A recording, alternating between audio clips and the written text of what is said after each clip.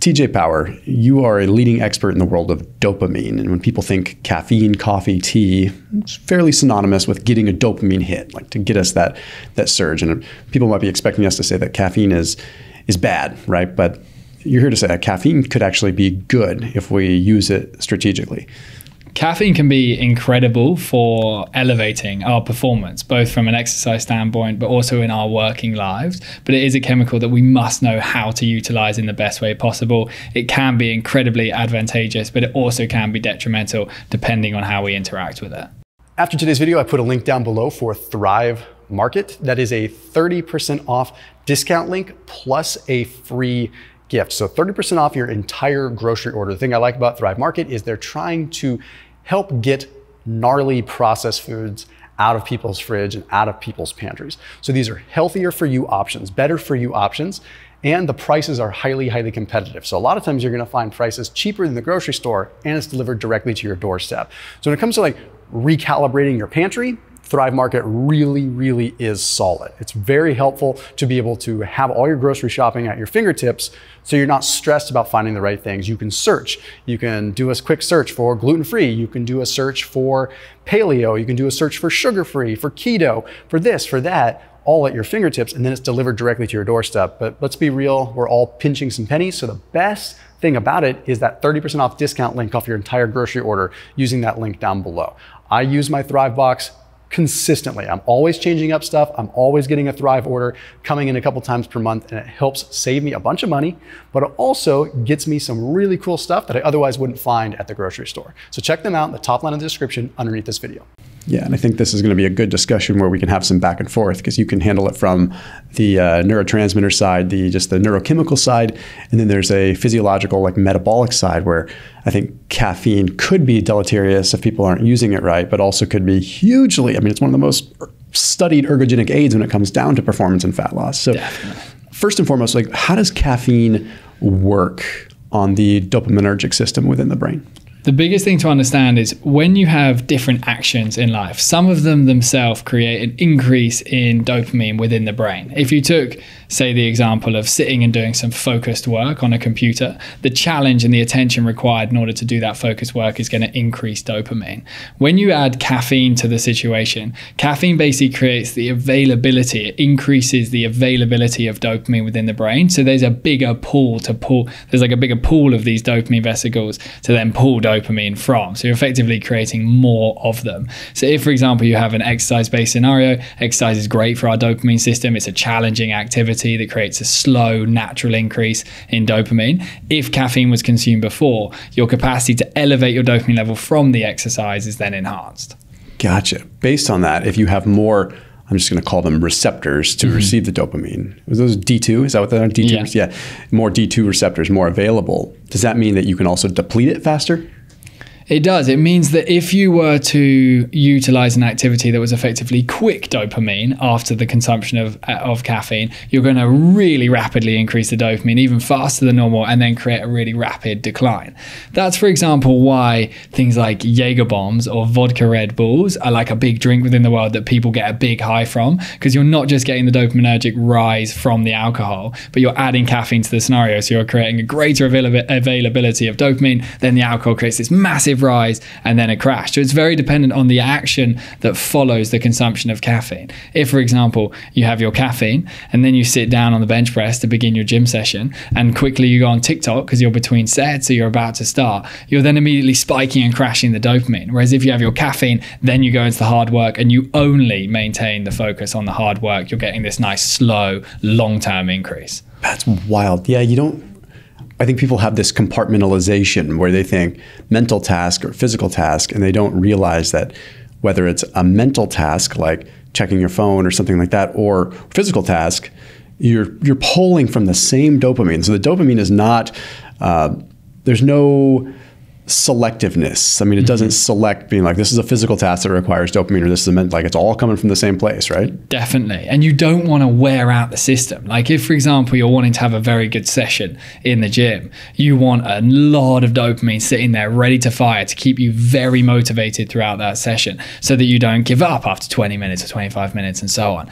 And if you pull from that resource with quick dopaminergic actions, like going into social media or then going back into your email or your WhatsApp or whatever it might be, you're suddenly taking some of that available dopamine that could have helped you thrive throughout your workout.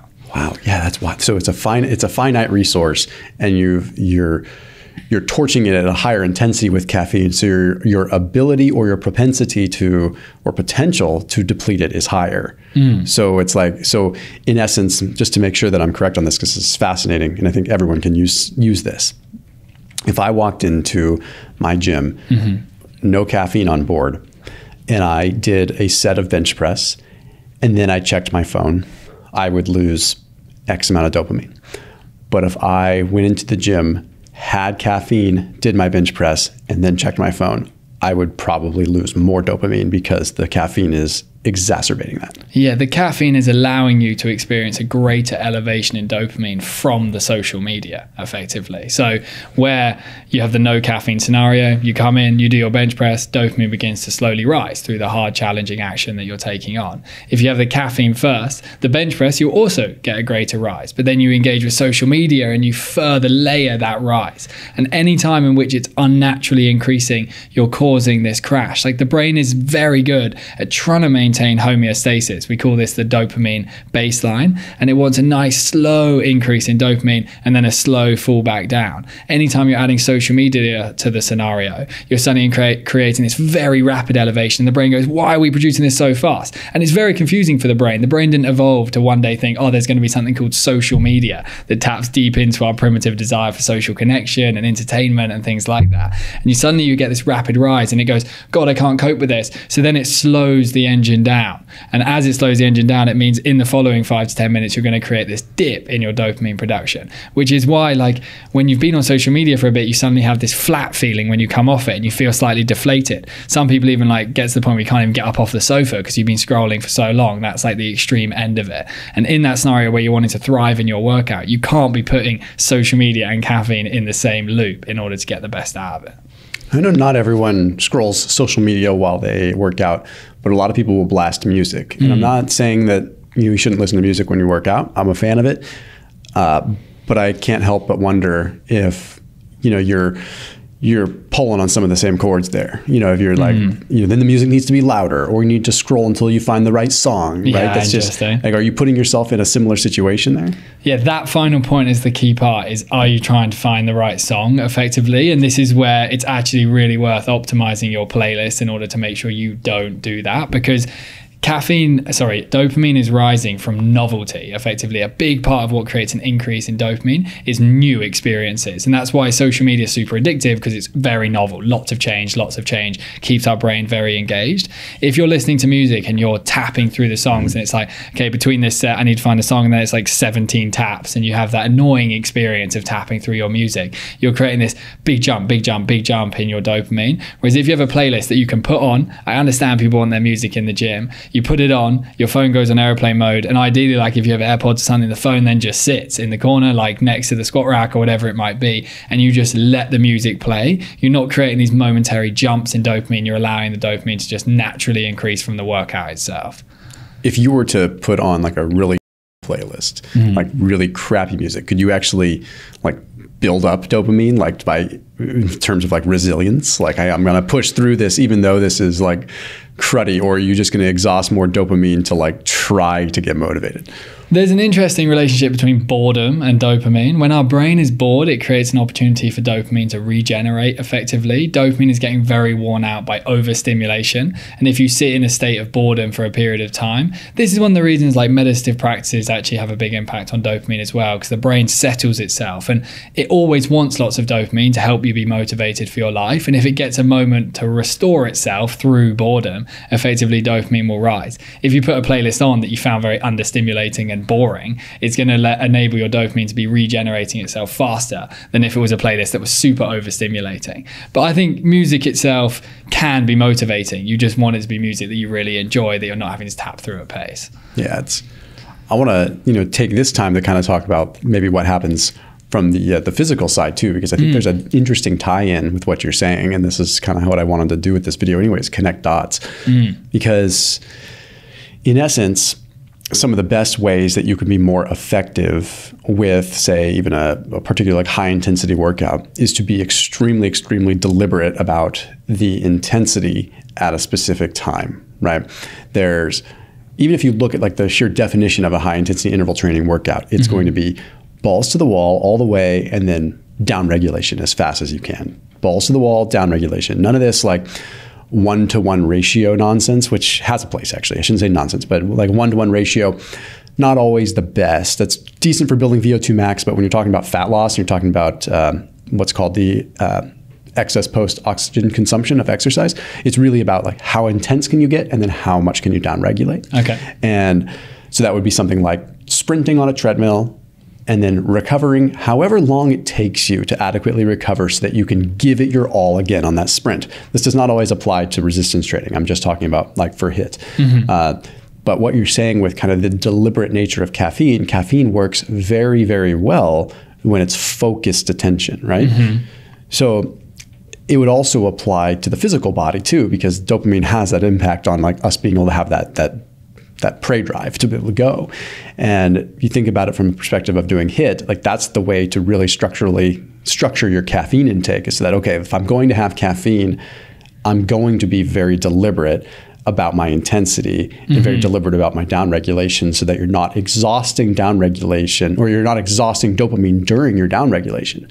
That should be purely reserved for you to relax and recover, so that you can harness all that caffeine. We're talking about, and then it comes in the entire metabolic equation, because if you can harness that caffeine more and you can have more intensity, then you can potentially get that 17-18% increase in fat mobilization that occurs from caffeine, and be able to harness it at that point. So people are like, well, how does this conversation relate to fat loss? If you can harness that caffeine for your intensity, then you're going to be able to mobilize and oxidize more fat during those periods of time. So it really just comes down to, okay, how do we, like, you have to have some focus, and you have to have an exercise that you really want to be doing. You want to be excited about it, because, correct me if I'm wrong, but I mean, if you have caffeine and you're just sort of aimless, I mean, it's just going to spin you out, right? There's no real, like, it likes to have a direction. It likes to have a very, very clear direction. It's very interconnected with dopamine. Caffeine comes in and it wants dopamine to be rising. And the way in which dopamine rises the most is a very centered point of focus on one thing. And it's interesting when you talk about those workouts as well, because there's a brilliant scientist called Gold who does this research into flow state and dopamine, and flow state being our mind becoming incredibly immersed in just one thing. If you take a HIIT workout, that's exactly what happens. And evolutionarily, this dopamine chemical evolved so that we could get hyper-focused on hunting or hyper-focused on building, very physical experiences that would have been very demanding on our body, but had our mind centered on one thing. If you take that other end of training, whereby our mind can get very distracted, it's doing a bit of work and then a bit of phone and then a bit of this, then tapping through the music, that is not increasing the likelihood of you entering this flow state. And if you have caffeine and you have the dopamine rise from the hard work, but the hard work is centered on just one very specific HIIT workout that's very intense for your mind to stay attuned to, you're getting this multitude of increase in dopamine that's going to elevate your performance, potentially elevate this increase in body fat burning and things like that as a result of your brain being centered on the action.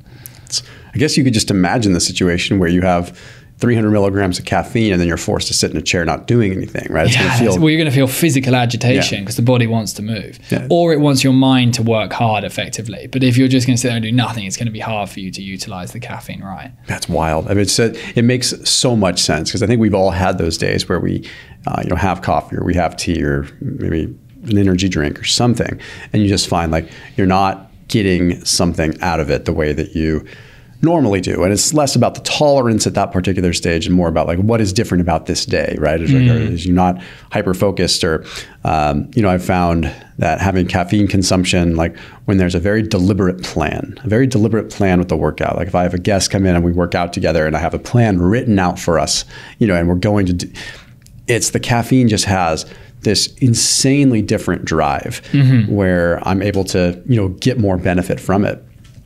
I guess the other side of that I kind of touched on a little bit is, caffeine mobilizes the fat, right? That's elevates what's called cyclic adenosine monophosphate. So it mobilizes free fatty acids, which means that it is a very, very, very good fat burner.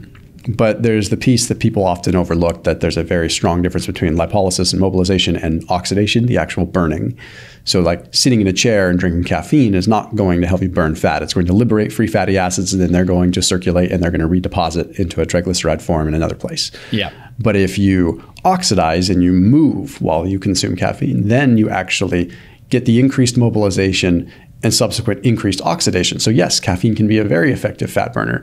But I think this whole caveat here is, again, it comes down to, okay, how do you deliberately have a plan with deliberate focus and deliberate concentrated intensity so that you can capitalize on that additional fat oxidation? Otherwise, you're just kind of putting yourself into a mode where you just kind of spin out. Definitely. What would caffeine do like to your baseline dopamine? Like, can you exhaust baseline dopamine so that like now the rest of your day, your dopamine levels are lower? So if you have a high surge of caffeine and you blow it all out by having a workout plus social media plus stress plus fight with your dog plus whatever, is that going to lower baseline the rest of the day? It'd be very dependent on how much of the action you took after the caffeine was either quick or slow dopamine. Like if the vast majority of the action that was taken after the caffeine was slow dopamine, meaning something that is a challenging experience that created a rise in dopamine from exercise or from focused work or whatever it might be, then your baseline will only be on the rise. Your brain is then perceiving the day as this is a challenging day and it requires dopamine in order to thrive. And if you think back to the ancestor type example of the hunter-gatherers, they would have had very, very challenging days. I was watching Primal Survivor the other day with this tribe, and this guy went hunting with this tribe. By 2 p.m. he had already done 36,000 steps with them on their hunting days. It's just like the quantity of physical exertion our brain is capable of is massive, and dopamine for all of their brains, their baseline would have been rising like crazy to help them survive effectively that challenging pursuit of their day ahead.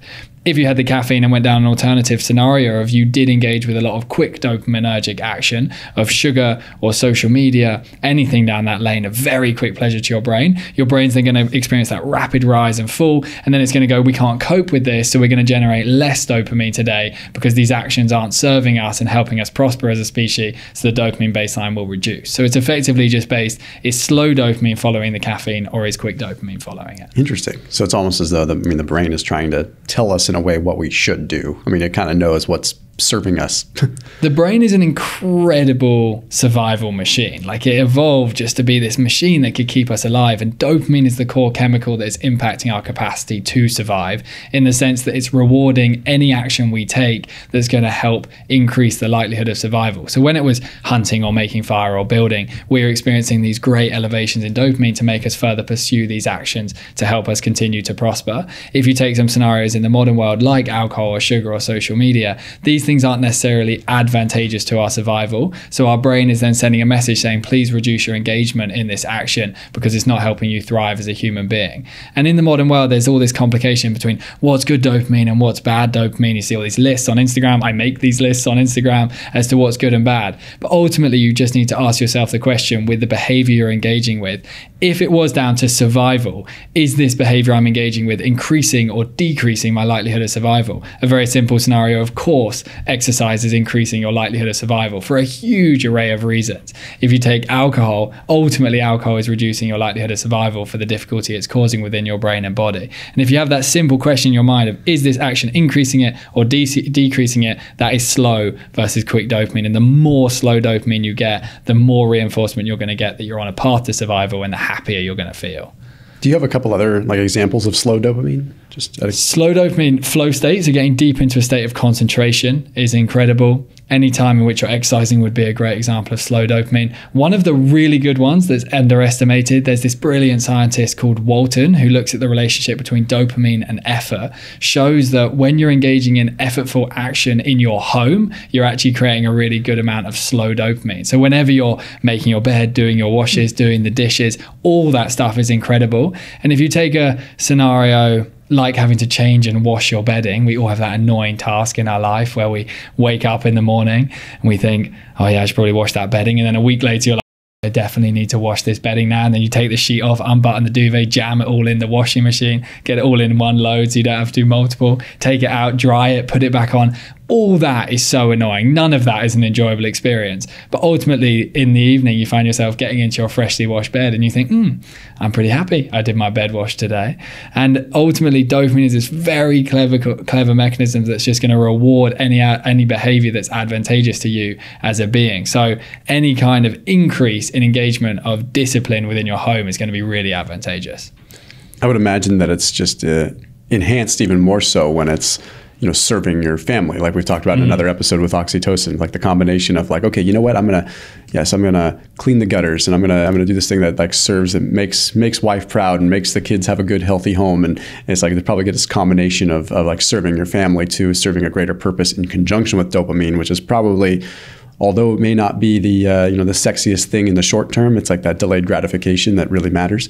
It isn't the sexiest thing in the short term, but it's extremely clear that discipline in your home environment and the environment around you translates to discipline in the rest of your life. Even in the domain of the military, for example, it becomes a very big priority to ensure you maintain discipline with your area that you're responsible for. You also see this in monks. You see in lots of areas of extreme discipline that it starts with how are you treating this immediate environment. And whilst it's not super sexy to think, oh yeah, that's a great dopamine booster, fundamentally it's so significant. And we have a big contract with the NHS, which is like our health system in the UK, and we train them. Many people in this system are really struggling with depression in the UK for a multitude of reasons: lifestyle, difficulty with the work, finance, whatever it may be.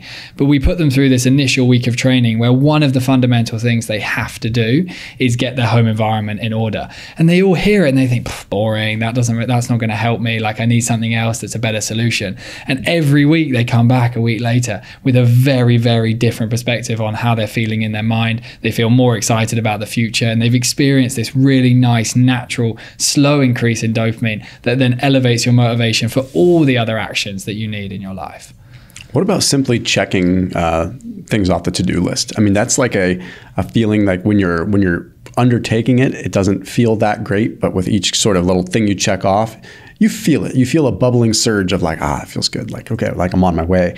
Is that a dopamine thing, or would you say that's more serotonin of checking these boxes off? That would also be very interconnected with dopamine, and the reward you experience from the tick would be based on the challenge level of the task itself. So if you were making yourself have very, very easy things to tick off, like that can be quite easy to write yourself very easy tick lists and then tick them off because you're almost turning it into a quick dopamine activity. I remembered to get dressed today. Yeah, I've done something. Maybe sometimes we need these reminders, but effectively, if you have some like good challenging things that you're ticking off throughout your day, your workout and a specific thing with a work with a situation or a client or whatever it might be, with each tick your brain is acknowledging progress, and as progress occurs, dopamine rises. I think I could see this as it comes back to having a plan with your workouts or with your nutrition, right? The same kind of thing. I think there's something that comes from discipline, and again, the caffeine can be an enhancer of this, really, like if it's focused, right? So caffeine being a tremendous fat oxidation tool or fat mobilization tool, like if you apply that with sort of the slow dopamine response of probably like making conscious good decisions with your diet versus having caffeine and going to IHOP and eating 19 pancakes, like that's maybe not the best use of dopamine because you're having this caffeine along with an additional dopaminergic surge, right? Whereas like you're kind of building the slow dopamine, but also in the context of a workout, having that plan, I think we've all been in a situation where you walk into the gym and you don't really know what you're going to do that day, and you're slightly aimless, and you're like, oh, this is sore. This kind of hurts. This is maybe I'll do legs. Now my quads hurt. You're like, I've had those days. It's like we all have those days, and sometimes they're more often than not, unfortunately. But especially when back to the original thing of having caffeine on board, it seems as though for multiple reasons, having the caffeine to have it be more effective, but also building that slow dopamine of having just a plan in which you're sort of checking things off in a way that may be hard to do. Like, yes, today is my day to go to do squats, check that off, and I'm going to do this, and I'm also going to do, lunges. And you're like having a plan, and you're walking in with a deliberate plan of action, but you're also maintaining these sort of daily housework, if you want to call it, for your physical body. 100%. And from a dopamine lens, when I hear that idea, the most imperative component is you have a plan, and the plan is going to challenge you when you're in the workout. And like, I'm someone that has worked out for maybe 10, 13 years, something like that. And I've had plenty of workouts that haven't been that challenging at all. Like, I've just sort of gone to the gym and kind of aimlessly walked around, done some pull-ups and done this and that, but not exited the gym with a real feeling of accomplishment and reward. And when you're looking at the workouts themselves, it's very clear that there's this idea called the pain-pleasure balance. It's popularized by Dr. Anna Lemke. And it's this idea that our experience of pain, like difficulty and discomfort within our mind, is effectively operating on a seesaw, with the other side being pleasure and happiness and joy. And this evolved in a way whereby, if for our former hunter-gatherer selves we experienced quote-unquote painful actions of the difficulty of making fire or building shelter or hunting for 5 hours to capture an animal, we experienced a very painful experience within our brain and body during that, and pleasure arised within our brain as a result of a way in which it could reinforce the difficult action we were undertaking. If you're going into the gym, you need it to be an almost painful experience on your body in order to get the most significant increase in dopamine. That pain and pleasure center operates within the hypothalamus, and that's where dopamine is being generated. So if your plan is something that you're going into the gym and you're thinking, wow, that is going to be quite tough today, that is going to push my limit, that's going to create the greatest elevation in dopamine, not just like a little light workout that might not create that same level of reward. That's an interesting way to put it, man. Well, TJ, where can everyone find you? If you go to @TJPower on Instagram, or I've got my new book, The Dose Effect, or thedoselab.com is where you can fully engage with dose. Right on, man. Thank you. Thanks for having me.